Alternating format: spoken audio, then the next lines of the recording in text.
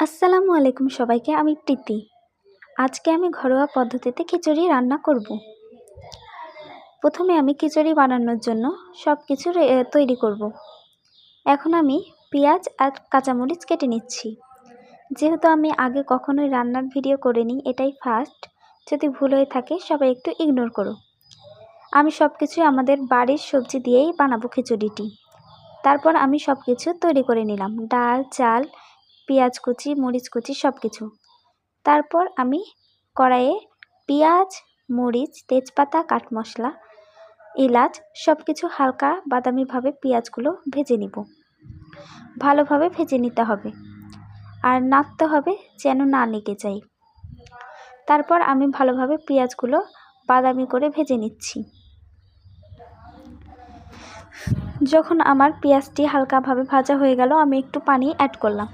এখন হলুদের গুঁড়ো, মরিচ গুঁড়ো দিয়ে আর লবণ দিয়ে আমি ভালোভাবে এটাকে ভেজে নেব। এখন আমি এটাকে ভালোভাবে নেড়ে চেড়ে ভালোভাবে মশলাটা তৈরি করব।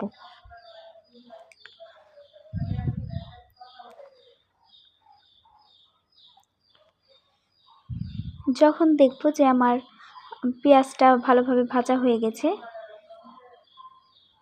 তখন আমি খিচুড়ির জন্য যে আইটেমগুলো রেখেছি ওগুলো আমি রেডি করে নিব।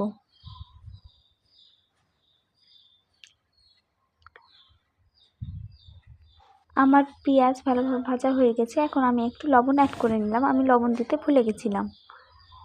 এখন আমার কেটে রাখা সবজি, চাল, ডাল সব কিছু দিয়ে এখন আমি খিচুড়িটা ভালোভাবে নেড়ে 2 থেকে 3 মিনিট ভালোভাবে নেড়ে নিব।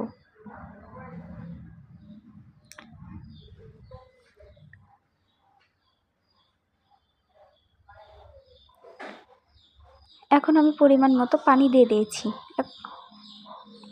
এই দেখো আমার খিচুড়ি তৈরি হয়ে গেছে।